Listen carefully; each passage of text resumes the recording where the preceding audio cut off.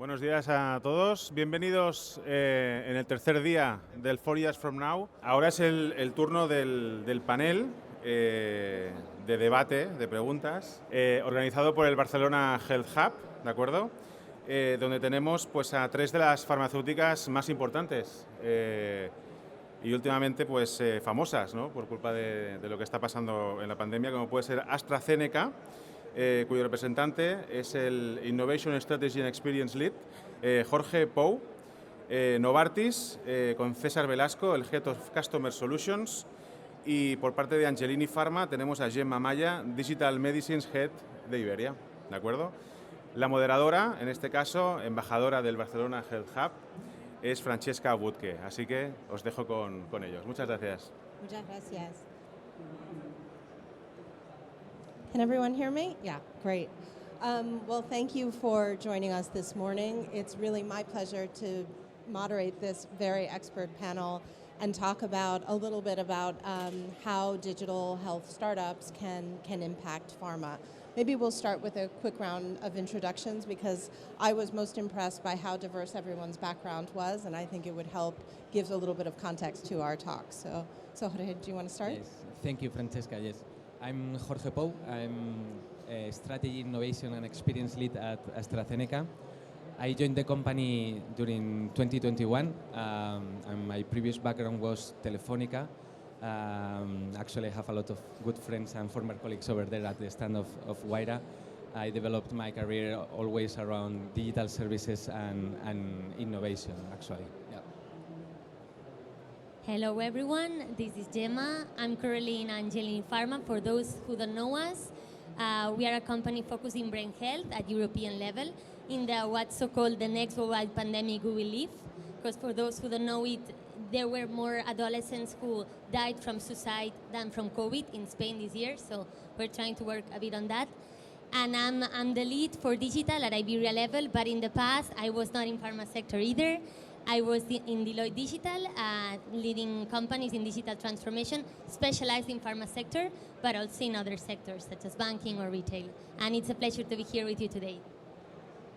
Same here. Pleasure to be here today. I'm César Velasco, medical doctor by training, background mostly in the public health sector, now working in Novartis as part of the startup, investors, innovation, reimagining medicine ecosystem, and happy to be here to share impressions and, well, these ecosystem questions that we need to raise in order to find the good answers.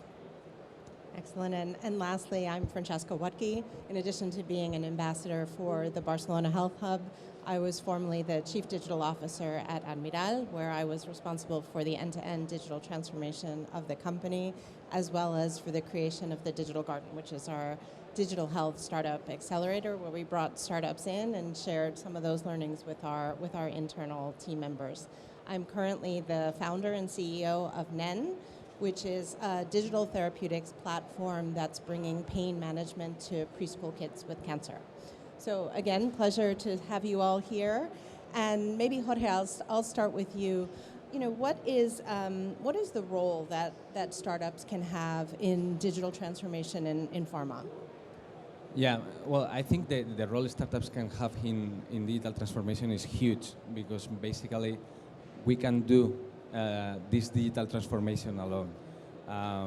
We believe this is an industry that is already in a path towards transformation, but we need new points of view. We were talking about the different backgrounds that we have here, but also new technologies, new ways of working, new approaches, and this is something that I believe can't be done within the industry. I think this is something wider that needs to be open and that we need to embrace the ecosystem to basically find new ideas and ways of transforming ourselves. Excellent, thank you. And Gemma, tell us a little bit about some of the opportunities and the benefits of working with pharma within the context, working with startups within the context of pharma. I think building on to what Jorge was mentioning, I think pharma, we've been a bit endogamic if we really have to be critical. We've been really looking into ourselves, and I think it's not trivial that for three different companies, the three digital roles, we are not coming from the industry. We need to be more open. in order to innovate, to understand what's the next big step in terms of digital transformation. We are super innovative sector, but we were a bit behind in digital. And I think here it's where startups can play a huge role, because sometimes it seems that we as persons go into Amazon, we go into our smartphone, but then suddenly when it comes to health, when it comes to doctors, that doesn't happen, right? We go back to analogical world, and that's not real. Like doctors, patients are also digital persons, and I think startups can help us. We cannot do that alone because we're a bit endogamic, and we need to partner up with that ecosystem in order to really open our eyes and make the next move.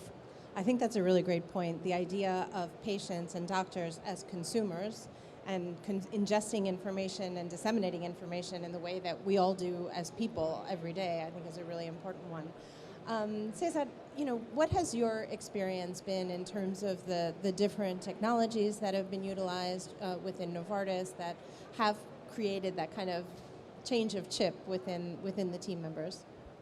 So that's a very good question, and I would start this question with another question, which is, all of you as patients, what would you expect from us as an ecosystem in terms of technologies, as you were asking, in terms of startups, in terms of innovation? And I would say, first of all, me as a patient, I would expect all of us work together in order to not to put an on top of a nice to have solution on the market, but to bring significant transformation that really brings more value. And this is why I would say, and we will talk about a specific technology, but we need to put the focus on the needs of the patients, on the need of the healthcare ecosystem, and not go for the brightest ideas or for the more, for the sharpest presentations.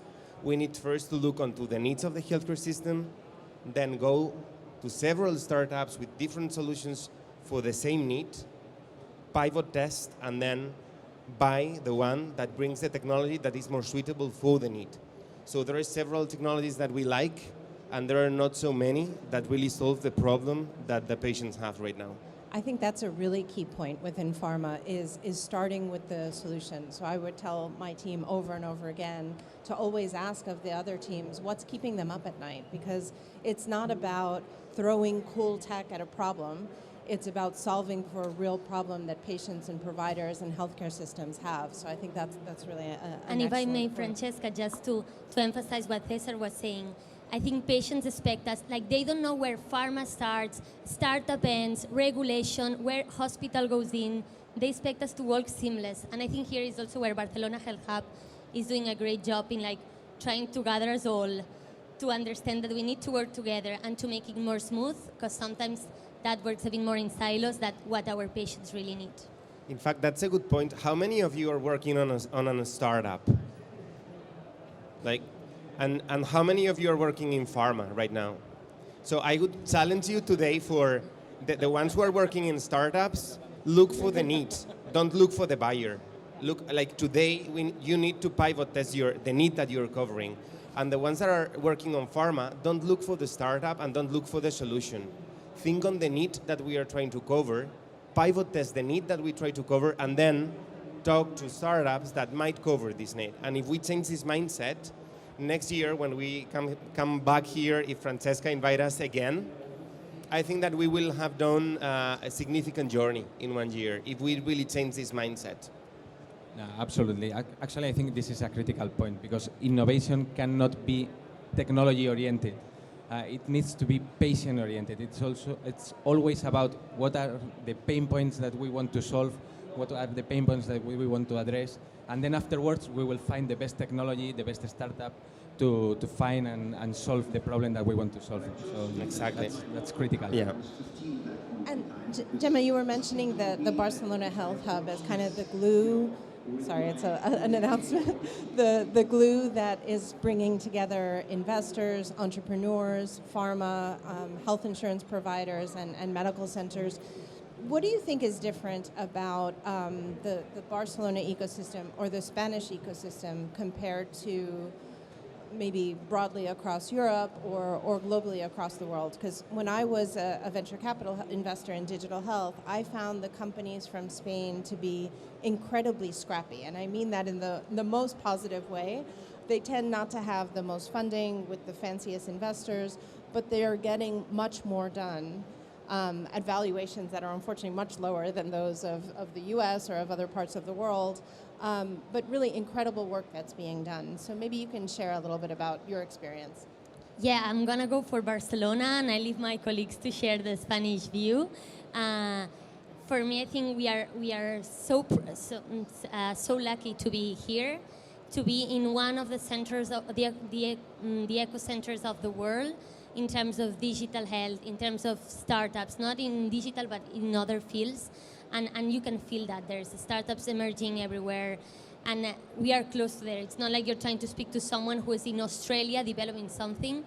They are right around the corner, and Barcelona Health Hub is doing a great job in gathering them all and trying to connect us with us. Because in the end, I think Pharma, we can be the bridge for them, right? We have the investments somehow, and we know that we have the knowledge in the industry, and we can give them the hand to take a step further. So I think in terms of Barcelona, we are very lucky. I agree, absolutely. And then outside of Barcelona, speaking more broadly of Spain, any thoughts, Jorge? Yeah, well, I think that actually the Spanish ecosystem, if we go wider than health, is vibrant. We know about the 12 unicorns we have currently, all the records in investment we are achieving, etc. So the ecosystem, the entrepreneurial ecosystem is great, and I think this is a great moment for startups here in Spain, and healthcare is a priority. We're seeing that public administrations are putting the focus as well on healthcare transformation, and we are having new funds all from the national government, also from the European funds, and then we are seeing that there are tons of startups. We have records in the volume of startups, maybe not yet in terms of investment, but I think the moment is now, and that we are going to see a lot of growth around healthcare startups in Spain. Yeah. Yeah, and I think last year marked the first year where we really saw a transition from very early stage investment, seed, pre-seed, Series A, to much more growth stage investing in Spain. So a lot more B and C rounds that were of much more sizable amounts, and also from capturing the attention of many more international investors as well. So in terms of the key stakeholders that you all see from the perspective of introducing digital transformation within Pharma, who would you say are the biggest players? So I could say we are in a really rich ecosystem in Spain, as my mates were saying. Of course, we have good polls for like startup generation, and for that we recognize 2-3 cities in Spain. Of course, Barcelona is maybe the hub of all those, but Madrid, Valencia, others are generating startups. I would say there is also a really interesting point, which is that we have several healthcare regions really defining what are the needs, and well, jumping to the innovation ecosystem with specific calls, with also innovation purchasing from the public administration. And in this level, we have several regions really like breaking ice, like could be Galicia, Madrid, Andalucía, Canary Islands, Valencia, with insomnia that you already know, and they are also here. So there are several healthcare communities going for that, and this is why also we could do the investment. Many pharmas, other investors are also growing up their capabilities in order to either develop or pilot testing in several hospitals or primary healthcare centers their solutions.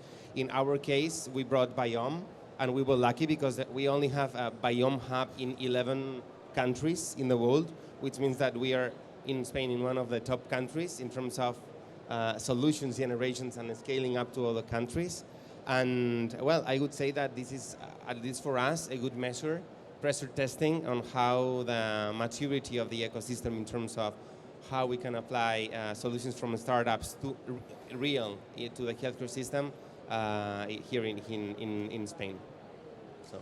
And Jorge, can you tell us a little bit about what the requirements from a startup are in terms of interacting with pharma? So, for example, in my past, I worked with some startups that were able to solve for the problems that César was mentioning, but they didn't have the scale or scope to really fit our needs and grow with us in the way that we thought. What are some of the key criteria that you would need to see in a startup before partnering? Yeah, I would say that certain maturity and flexibility to adapt to the constant co-creation. Because building on what César was mentioning, in my opinion, there is also some key players that are patients and HCPs. And I think you will all agree with me that co-creation, constant co-creation and fine-tuning of services is really, really important. And that, okay, we don't have all the answers, so basically once you start piloting something, you know that you are going to fine-tune and redesign the service. So basically, it's important that once we partner with a certain startup or a certain solution to address a pain point, we need some flexibility and to be able to adapt to these changes in the service once we see how to implement it in a hospital or in the pathway system, etc.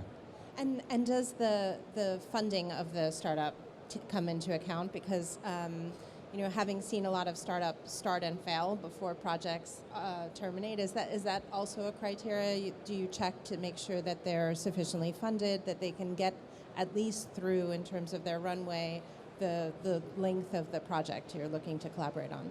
When we think that a startup has a good idea and we think that it has potential, we have a network of hubs called A Catalyst Network.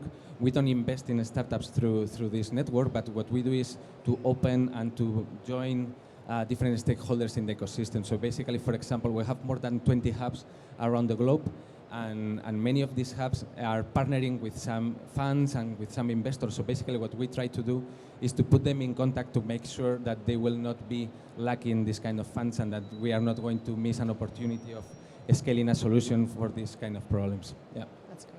Gemma, you want to say something? Yeah, if I may, because I think the points that are coming are super interesting, but I would also like to point out that we as Pharma have so many ways to collaborate with startups that it's not only incubating them. Because I think sometimes we narrow it down to that, like either you incubate 3 startups or you're not leading digital transformation. And that sometimes is frustrating for startups and for us, because we have different rhythms. Like when you put them into our DNA, they are super speed up, have this super agile process, and sometimes we as a sector have different dynamics. So sometimes into that relationship might come up frustrations or not the output that we all expect. So I think incubating them is a way, but we have so many other ways in which we can collaborate with all the startups that we have here in the 4 years from now today, and that we can embed them more in our DNA, in the way we operate as pharma companies. And I would say that we need to keep our minds open, and there's so many ways we can give our hand to them. I fully agree with that, and I think that brings me to, when we had our little chat before the panel, there was a question raised that I thought was controversial and really interesting, and I'd like to hear all of your perspective on it, and maybe Gemma, you can start, because I think it dovetails quite nicely with what you just said. What do you think Pharma's responsibility is in terms of dealing with startups and helping startups to grow?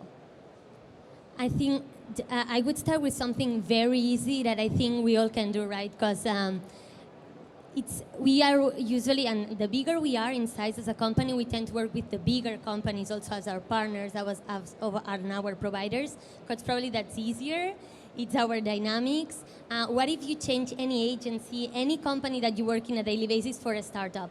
Like, you might give them so much business, you might embed in your DNA so many different ideas, so many different profiles, and that's richness already, So and that's so easy, but sometimes we make it so big. Either we incubate them or we don't do anything with them, and that's not fair. Just to put an example, we are working with a startup that is member of Barcelona Health Hub, and to bill us, they asked to bill us in sprints, because they work in sprints, that it's agile methodology, and we're like, no, we bill in 60 days. And, it's stupid things, but even that, when you work with them, you change your DNA somehow. Completely, and another example from the pharma world, when we started working with startups at Admiral, we ended up partnering with about 27 startups over the 3 years. We actually talked to legal and procurement because we realized you can't give a startup a 400-page contract because they don't have the time to go through it, they don't have the money to pay for lawyers to go through it, and it's just taking away from their bandwidth.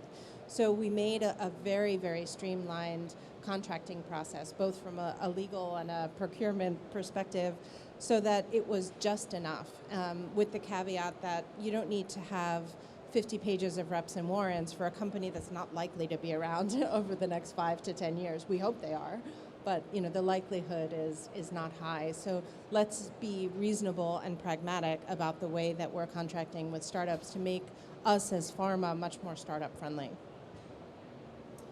Yeah, I think that startup mindset need also to enter the pharma industry. This is something that we are trying, and I know it's hard, but I guess also talent need to be also more flexible, and we need to adopt talent from startups and from the healthcare ecosystem, and also export talent so we can also share those learnings from different sectors.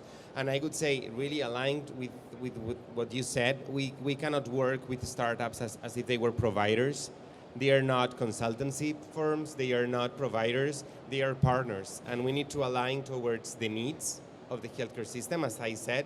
Here I see people from EIT Health, I also see people from Thimti, I see Ingrid here. So we really need to change the way we work as pharma, put ourselves close to those kind of initiatives, challenging the ecosystem with the needs, defining the needs with the ecosystems together with the startups and with us, and then looking for solutions. And this is something that we need to change in order to serve the startup sector in a more useful way and bringing them the real market. If not, we might be giving them like short-term solutions, boosting their, like seeding them, but then not giving them enough market to grow in the future. And I've seen that happen a lot of times. We work with startups and we don't make sure that we don't ask all the right questions from the beginning. So this particular startup may not be solving for the problem that we ultimately have, and it may cause them to pivot their business model in a way that doesn't benefit them in the future. And we don't pivot the solutions, as Jorge was saying that.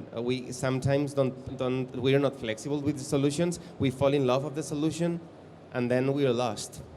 That's the risk of being technology oriented, because it's like a wow effect, but what is the pain point that technology is solving, right? And here probably it's what we were saying at the beginning, that it's so important to work with patients, with patient associations, with HCP, with startups, to triangulate that, and that happens smoothly, because it's whatever patient or person would expect us. That if it has value, it can go to the market, and it's not broken because I don't know who, the regulation, or there was a stop in I don't know which hospital, it could not be tried. So. And Jorge, you mentioned technology. What do you see as the next wave of technology? For example, I see digital therapeutics as the fourth modality of treatment. You have small molecules, you have biologics, cell and gene therapy, and then digital therapeutics. What do you see as the next biggest thing? Several years ago, everyone was talking about blockchain. It kind of died away as we couldn't find the right use cases within pharma, although I still think there's an opportunity there. But what's your take? I'll ask each one of you, so you're prepared for an answer. Thank you. Yeah. So thank you. Now, in terms of technology, I think it's not a super new technology, but and from my background that I come from the Internet of Things and big data company of Telefónica, I think that the joining both Internet of Things and big data is huge, and that if we are able to put sensors in many things and convert them into smart things, and we are able to process that data always complying with anonymization, etc., and securitization. But if we are able to process that data and generate value, I think that there's something that could be exponential, and that could be a change of paradigm. Yeah. Yeah, I agree. There was an example, I think, that speaks exactly to that. It was a Dutch older folks home that was completely fitted out, kitted out with Internet of Things and sensors and monitors all over. So as the patient walked in, their blood pressure was taken, their heart rate was taken, their respiratory rate was taken. The floor had sensors in case there was a fall. Even, this is a little bit inappropriate, but even the lavatories were set up to make sure that the patients weren't dehydrating. They measured the amount of urine. They were able to give this information back to the doctor, and they were really much better controlled and were able to live far more independently because of all the advantages that technology was able to offer them. I'm sorry, but I would go for IoT too and devices, because I think here it's also a bit controversial where pharma or technology companies, who has that more legitimate to play in that space, because we're all wearing so many devices already that are giving us a lot of data about our health. If we stress that a bit more, we can work on that prevention that we were saying the bit before, right? And there's so much room to play on that. The only question for me is how much our regulation within pharma will allow us to move in, or if it's going to be a more smoother way for, I don't know, the Apples or the Amazons of the world. But I'm sure the future of health is around IoT and devices, and that's going to be, it's already being the super wave, but it will keep being. And then I think the question is, what's a consumer grade device and what's a medical grade device? And do we necessarily need a medical grade device to extract the data that you're talking about? Well, I guess the healthcare system knowledge will pave the way for us and put the good ones on the way. So how many of you are in Mobile World Congress today for the first time? So this is your first day this year for all of you? Okay, so I would say with all the digital solutions that we have ahead for the healthcare system, and I agree with the IoT, there are several good initiatives, especially for tracking patients, that you will like. I would say artificial intelligence solutions. There are several good voice recognition initiatives, some of them developing business models with open source artificial intelligence that I recommend you. There are also really good virtual diagnostics, especially for visual impairment. There is one that I liked very much yesterday, but there are others for diagnostics and for rehabilitation. Really good experiences, and this sector I think is going to raise up. There are a few virtual reality metaverse that I would recommend you to see in order to inspire. I don't see that as a clear signal from the sector with a clear application on healthcare yet, but that's inspiring.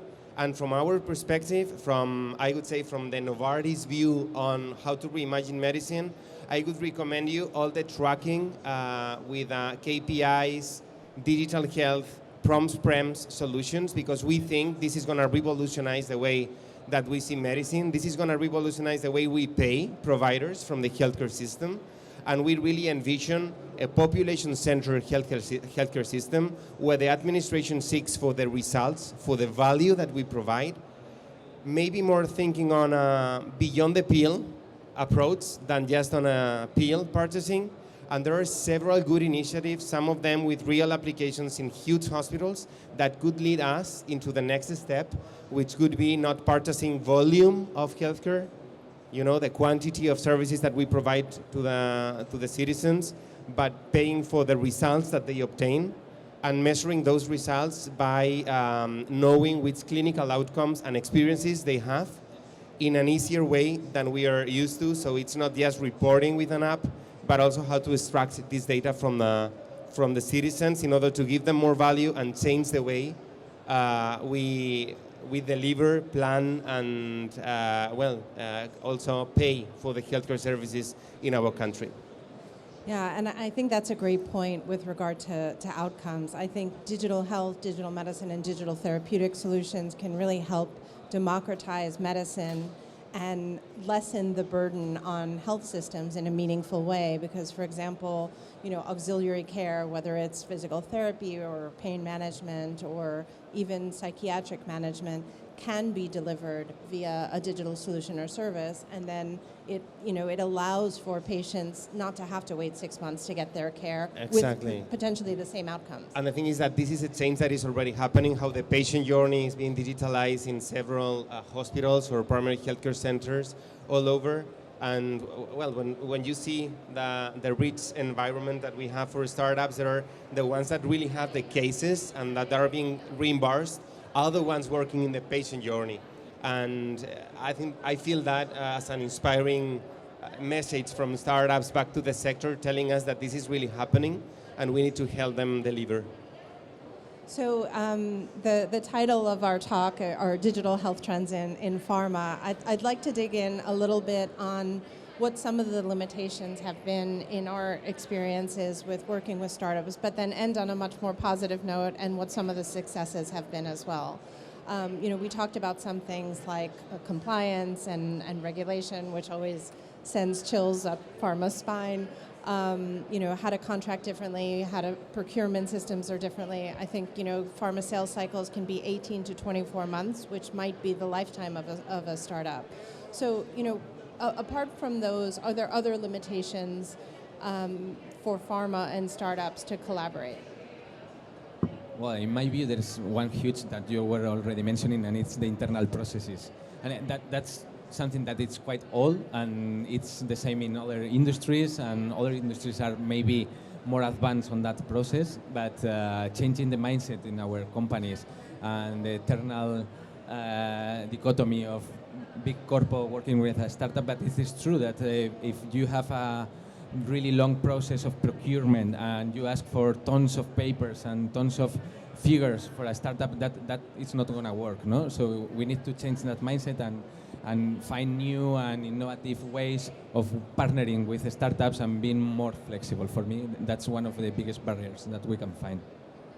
Since we saw that most of the audience is from pharma, I'm sure they fully understand what we mean. But I recall an article that I read from Harvard, and I'm recalling it from just my mind, so I'm not going to be super exact. But it was speaking about how in companies we have product people, so people who are more innovative, who tend to think about more on the ideas, on what's the value, and then more process people, so that tend to think on the no's, on the risk, on the cons, and when companies are smaller, they tend to have a balance of more product innovative people than process, which I think is really what startups have. And while we grow as companies and big pharmas, we tend to have more layers and layers of hierarchy and processes. So sometimes, even though we don't want to, we tend to kill those ideas, the value that it might have for a patient, because those processes and all the people with process mindset that we have. And I think when you put a startup into, to work for a few days within a pharma company, you feel that. You feel that two cultures going in and struggling a bit. And for us, it's what César was mentioning before. We need to get more on the startup part of. And to share a good example or a case that we are proud of in Angelini Pharma is that we've been working for 1 year and a half, almost two, in bringing agility in our organization and to really work as if we were a startup, in squads, in multidisciplinary teams, with weekly sprints, and that to bring in the super regulatory sector where the sales rhythm goes in another path. I think it's been a challenge, but you feel it now, like the rhythm in which things get smoothly and get happening, it's way more easier and quicker than it used to be in the past. So I think that is our challenge, to collaborate with startups. That's great, thanks. So I see a huge challenge in understanding the healthcare system needs and the healthcare system processes to adopt innovation from the startups. I think there is a huge gap over there. And also on how to pivot solutions. So we are used to do tender processes, both in the public sector and in the pharma industry. So we need to select which is the best provider from the beginning. And this is not how startups work. We need to be able to pivot test and not to marry a solution before we know it works. And this is also, truly speaking, for startups, it's a need. They don't want to engage with a pharma. They don't want to sign exclusivity contracts if they don't know that they're going to provide what you're looking for. So we need a bit of change in the way we understand startups as providers or co-developers, and also understand more the healthcare system in order to serve to clients what they are really looking for. No, I agree with that. I think the ability to pivot both on the startup side and on the pharma side is key. I'll kick off with what I think was a successful collaboration. We, back when I was at Admiral, we collaborated with Happify Health to provide a digital therapeutic solution for patients with psoriasis. So basically this was an app that would help them manage their depression and anxiety, because about 40 to 50% of patients with severe disease have anxiety and depression. And we launched it in 3 countries last year. And the differences in the regulatory requirements, compliance requirements, but also the needs of the patients in all of those countries were completely different. And the way those teams decided to promote the solution was also different. So that complete flexibility on the side, luckily of our teams, but also on their side, was really helpful. Well, absolutely. And I'm talking about successes. In our case, for example, we worked with a startup that is actually here, big, to launch big asthma.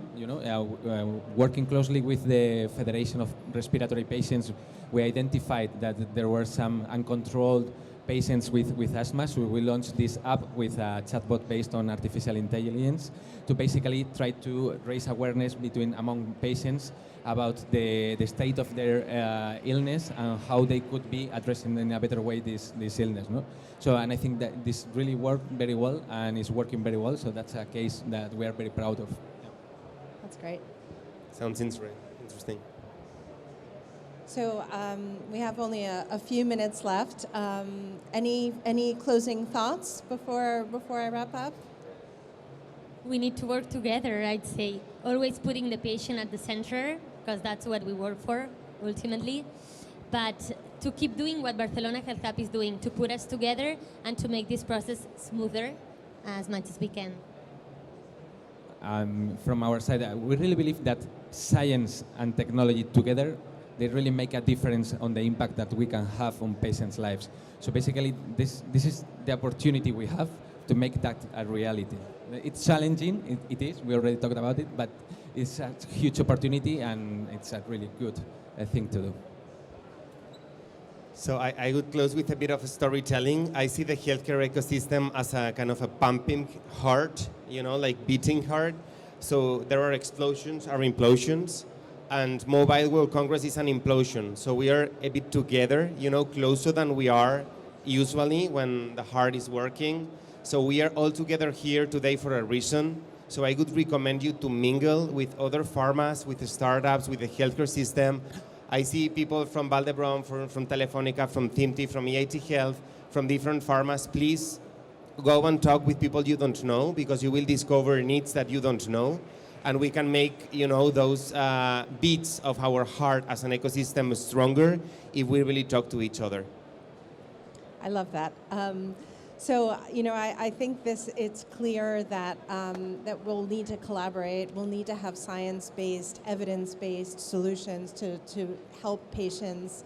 But we always need as well to have our problem and the right solution in place to make it a success. So I encourage all of you, as César said, to interact with each other, to learn from each other. But I think, eyes wide open on both sides always leads to the most successful collaboration. So thank you for listening and for your time, and we look forward to seeing you around the event.